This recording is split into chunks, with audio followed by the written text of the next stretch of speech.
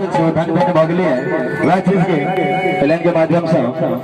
है स्वागत में श्रीमान समझ जी कोटि कोटि प्रणाम।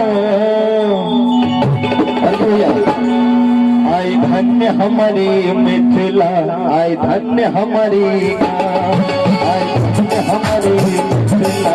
आई धन्य हमारी स्वागत में श्रीमान समझ स्वागत में श्रीमान समझ कोटि कोटि प्रणाम। आई धन्य हमारी मिथिला आई धन्य हमारी आई धन्य हमारी मिथिला आई धन्य हमारी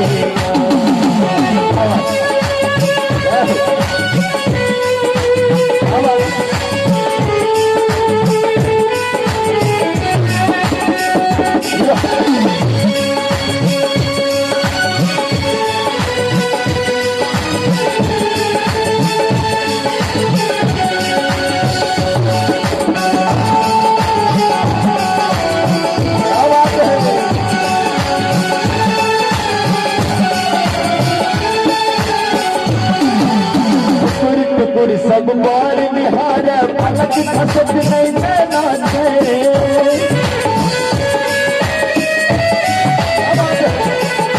सब बार निहार पलक खसक नहीं नैना चोरी बहन बनेला विधाता बहन सुगा बना दशरथ बनिया हो समझ जी दशरथ बनिया हो समझ जी पुत्र और निकाल के ना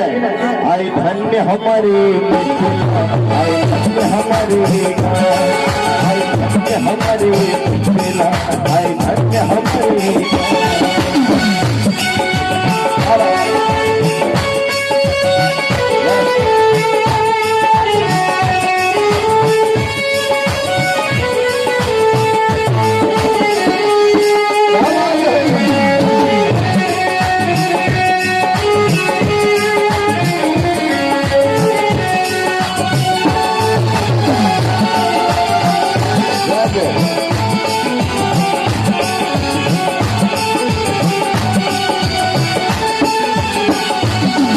धिया सने ही अहिना झना जगत दुलारी से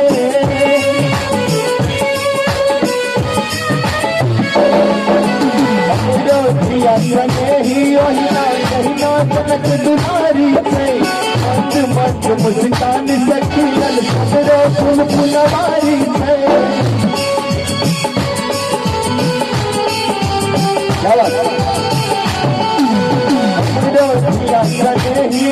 जगत दुलारी